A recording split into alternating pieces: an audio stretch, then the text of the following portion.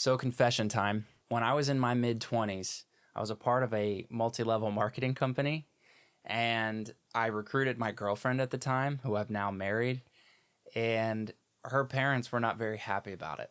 It was $500 to get in, but there was all sorts of opportunity on the other side. Let's talk about it.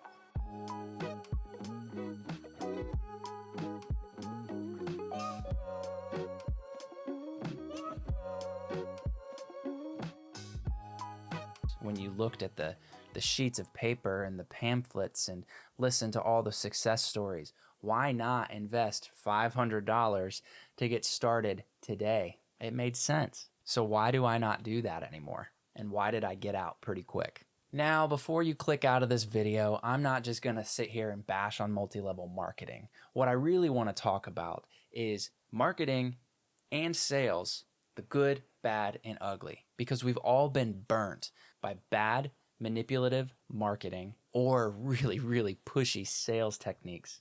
We feel so uncomfortable around salespeople, or we're so quick to shut out a marketing message that might actually be really good for us to hear. Maybe there's something on the other side of that that could really positively affect our lives. It's getting done wrong so much. It's a shame. Listen, I've done my fair share of selling. I have some stories that I could share. The multi-level marketing, yeah, I learned a lot of lessons in that. I was a real estate agent and did a lot of cold calls, which is just picking up the phone and dialing a name and number that's on a list. A lot of times they're pretty irritated when they answer. I actually got threatened by a guy that I'd called once, and he was telling me he was going to get my license taken away. I worked in retail for a little bit too in my early college years at an outlet mall. And, selling clothing, you have to walk around the store, try to offer to help them and try to get them to take advantage of the sales and the buy two, get ones and all of the different stuff. And then, of course, I grew up in church. I did the door knocking, the uncomfortable conversations, especially when you're talking about spiritual matters. It's tough. Here's the thing. I always just felt so off. Something was just inappropriate about how it was all happening. Something didn't sit well for me on the inside with these different things that I've been a part of. And it's not that it's wrong. Maybe it's some of the approach.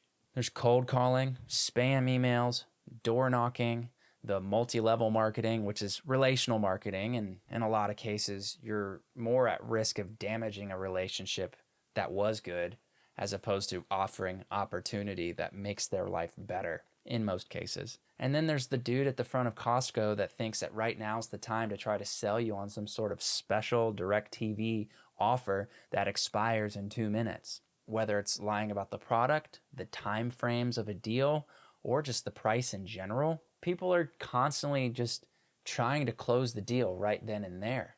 Like, dude, I just walked into Costco. Like, I'm here to buy 15 pounds of ground beef for a birthday party. I'm not really looking for DirecTV right now. I'm sorry. Why does everybody do this? Why does it happen so often? So I Googled it. Let's look at it. Do high pressure sales tactics work? High pressure sales tactics can make saying yes to a sale the easiest way to end a stressful interaction. Yeah. Companies rely on these often annoying approaches precisely because they work. They work. And kind of like that answer, I think sometimes we just say yes to get them to go away. And that's a shame because we're just getting frustrated with one another and there's a bad taste in our mouth around sales and marketing. And it doesn't need to be like that. And because of the bad experiences, it makes the people that are in sales and marketing trying to do it appropriately, which may be you, that much harder. But real quick, hit the like button if you can relate to any of this that we've talked about so far. And I'll go ahead and give you a quick second to hit the subscribe button before we turn the ship around and fix this whole thing. I just wanted to say thanks, partner. First off, I understand and I empathize with those that are in a position where they're doing some things that feel really uncomfortable to them. And in many cases, the person on the other side that is being pushy to us, they feel uncomfortable doing it. We're all trying to provide for ourselves and our family at the end of the day, right? Good intentions, but we're following bad advice. What? We've scared people away and created skepticism everywhere. I'm skeptical and I'm in the industry. Here's the thing, what used to work doesn't always continue to work. So how do we do better? Here's something I want to throw at you. The golden rule. The golden rule basically says, treat others the way you would want to be treated. And it makes a lot of sense. And people have actually perfected this even more. Treat others how they want to be treated. Because you don't know them. You don't know what is comfortable for them and if they're ready to buy something or not. So how do you figure out how they want to be treated? What used to work in the past doesn't necessarily work today. What? How do you know how others want to be treated, though? Well, I think it's listening, being very empathetic and understanding who they are, where they're at, what is good for them, what's not so good for them, how can you help? Just being a decent human, honestly. This builds trust and rapport. Those are two key ingredients, and they lead to a sale, or they can.